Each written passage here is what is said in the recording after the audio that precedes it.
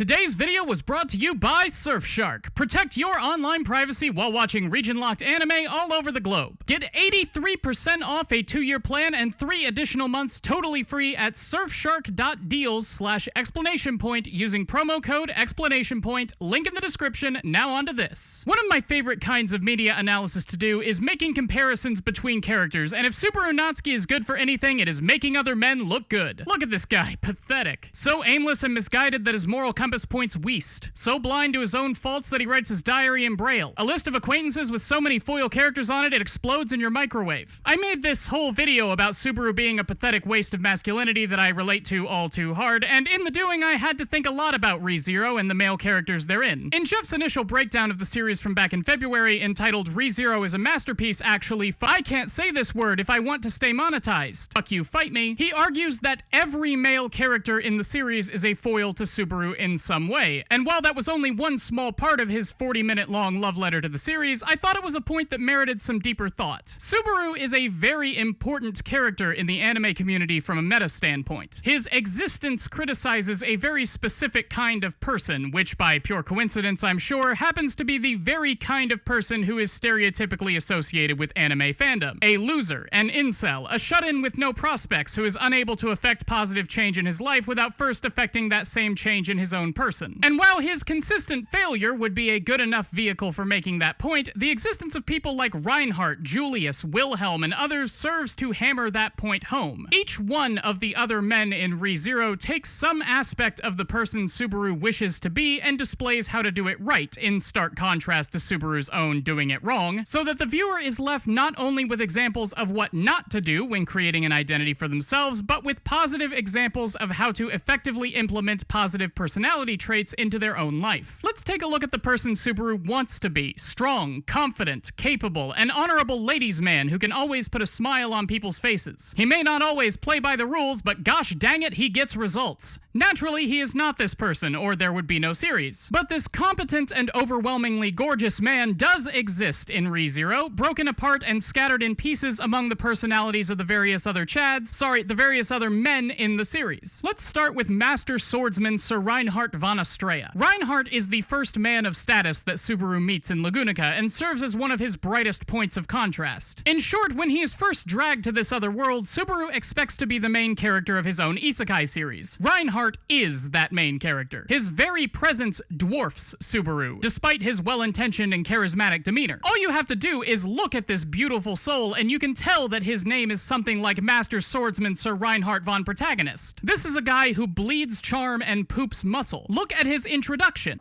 That's enough.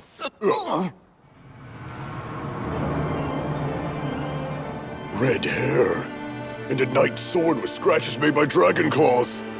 Can that be Reinhardt? The Master Swordsman? Looks like I don't need to introduce myself.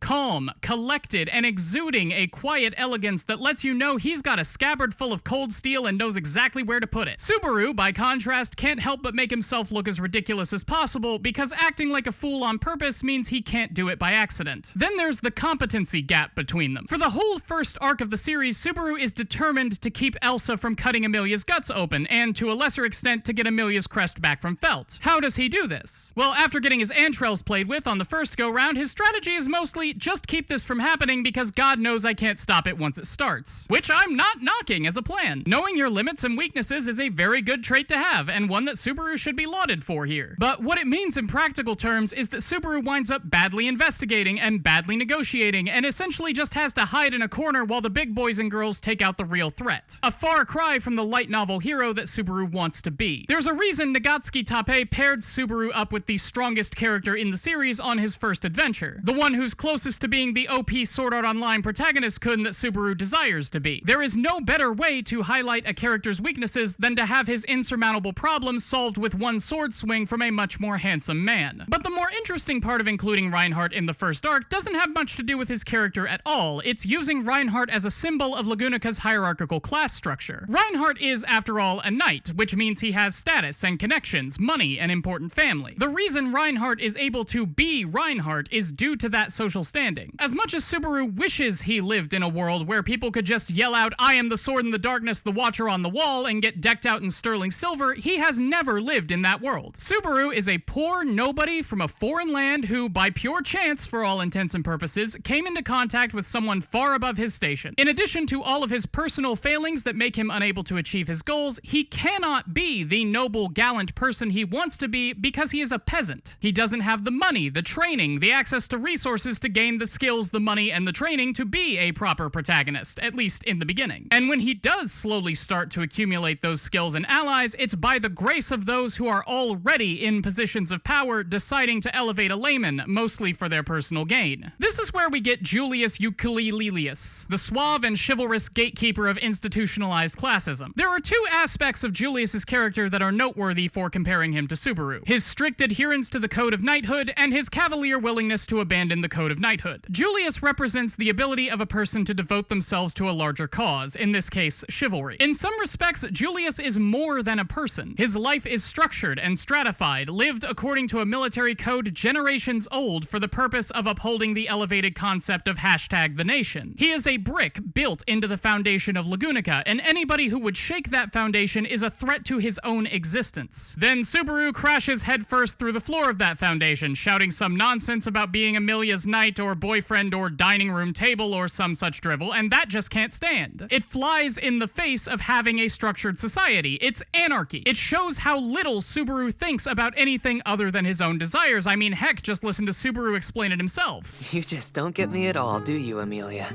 I want what I want at that exact moment, and I want it from the bottom of my heart. Julius is the series' indication to Subaru that his own wants don't matter on the scale that he's operating at. That there are plans and social structures and traditions that have been upheld for thousands of years, and that being openly defiant of those structures in pursuit of his own peasant needs is the best way to get his ass beat by an actual knight with an actual stick. But the most important thing about Sir Euclidelius isn't how different he is from Subaru, but how similar he is. Julius is not the straight-laced, honor-bound Sir Knight that he appears to be, and he shows himself to be more than willing to break his code of chivalry in small ways to achieve his own ends. Most notably is when he joins the mercenary group taking out the White Whale. Joining a mercenary band would be beneath a royal knight, and it would cause him and his station great dishonor. So he hides his identity by following the link in the description and using promo code !point to get 83% off a 2-year Surfshark plan, and says, "I know not this man Julius of whom you speak. I am man Jules, simple fight for money man, do-de-dur-dur, hum-dur-do." Now, it helps that Julius's act of quote-unquote rebellion here isn't personal. It's for the good of the kingdom, and nobody in their right mind is gonna call him out for joining some mercenaries and taking down amnesiac Moby Dick. But that's not the only action he takes that's unbefitting of a knight. Before his fight with Subaru, even Reinhardt calls him out, saying that going through with the duel is too much, bro, and later reveals that Julius actually hurt his reputation by beating Subaru so thoroughly. Yet, he maintains his position and a certain degree of respect along with it. There's a reason that Julius can get away with acting on his base and hot-headed desires when Subaru can't. He doesn't acknowledge them as such. Everything he does is for the good of the nation, or for the sake of defending the sanctity of his position. It's clearly not because he sees this brat as a disrespectful little ingrate whose broken and battered skull would look striking above his fireplace. He would never get joy out of carelessly beating this unrighteous insect and shoving his shattered nose into the dirt until the crying stops. He has his honor to defend, that's all. Subaru has no such honor, and the only higher purpose to which he can attribute his actions is putting Amelia on the throne, which is a veneer so thin that we could see his pulsing member through 3 layers of it. And speaking of Subaru's pulsing member brings us to his most easily criticized character trait, his unwavering devotion to Amelia and the things she does to his penis. Subaru's unfaltering lust and the myriad personal shortcomings that spring from it are the subject of my previous ReZero video, so I won't spend much time laying them out again here. What I will mention is that there are 2 counterweights on either side of Subaru's path of inceldom: Sin Archbishop Betelgeuse Romani Conti and Sword Demon Wilhelm von Estrella. Wilhelm and Betelgeuse both serve as points of comparison for understanding Subaru's relationship to Amelia. Both of them are defined by their devotion to their respective love interests. Betelgeuse by his slavish and desperate need for the Witch of Envy's approval, and Wilhelm by the fulfillment of his raison d'etre, avenging Teresia's death at the fins of the White Whale. Subaru's want for Amelia, his defining character trait for much of the the series falls more in Betelgeuse's camp than Wilhelm's. It is a selfish love, one sought after for the benefits it gives the seeker, not the sought. Subaru does not see Emilia as a complex person with her own multifaceted desires. He sees her as a pretty girl in peril, needing him to come along and take away the burdens of her position. He wants Emilia not for the sake of creating a life with her or developing a partnership that will elevate both of them. He wants her because he wants her at that exact moment, and he wants her with all his heart. Because he thinks that having her will give his life in Lagunica some semblance of meaning, or will give him fulfillment or validation that he has heretofore lacked. Betelgeuse is the same way with the Witch of Envy. What do we know about Betelgeuse aside from the fact that he is an unwavering devotee of this jealous magical girl? Nothing, because he's not a person. He is an entity defined exclusively by the opinion of another person. He has no desire, no goal, no personality aside from wanting to serve and be loved by the Witch of Envy. Compare this to Subaru and we get an unsightly, exaggerated picture of all of his worst character traits. An obsessive, disgusting, monomaniacal horn dog with the people skills of a fermented septic tank. If ReZero is all about self-improvement and personal change at a fundamental level, Betelgeuse is the ghost of Christmas yet to come, here to show Subaru what's gonna happen to him if he doesn't turn himself around, treat Emilia right, potentially by leaving her altogether, and get a real personality. There's a reason Betelgeuse is able to literally invade his body at the end of the first season. The two are practically the same guy. But the thing about ReZero is that it doesn't just tell Subaru to change, it shows him how to do it. It doesn't demonize the idea of devotion to another person altogether, only Subaru's interpretation of that idea and how that interpretation manifests into action. Case in point, Wilhelm von Estrella. Wilhelm is a character complex enough to merit his own series of spin-off light novels, which as an anime guy I admittedly have not read, but just from what we see on screen, it's clear that Wilhelm is a complicated and realized human being who also remains devoted to his late wife. That's the biggest contrast point between Subaru and Wilhelm, that Wilhelm wants other things. Yes, the thing that's kept him alive for the last, 150 years? The thing that's kept him kicking so long is that he needs to make the world's biggest sashimi plate that nobody remembers eating. But he has been doing something all this time that wasn't related to killing the white whale. On screen, he's a respected advisor to Cruce Karsten, a formidable warrior, and an apt tutor. Again, not all that different from Subaru, he has a legitimate desire to help the people around him, but Wilhelm focuses on making deep, personal changes tailored to the individual, whereas Subaru, with rare exception, solves petty drama and deals in fables and platitudes. But the biggest difference is obviously the nature of his devotion to Teresia compared to Subaru's devotion to Emilia. Wilhelm and Teresia had a long and vibrant history together. Each had worked for a long time for the benefit of the other. They had made sacrifices for each other, grown with each other. The bond they had was a mutual one, and a long-standing one that was unexpectedly cut short by outside forces. Subaru's bond to Emilia is horribly lopsided. He views himself as repaying a debt, and nearly all the suffering that they endure together falls on his shoulders and goes unremembered by the object of his affections. Emilia has no particular reason to be attached to Subaru. They aren't a team, they aren't a partnership, they're honestly barely friends by the end of the first season. Even though Wilhelm's devotion is one-sided by nature, with Teresia being,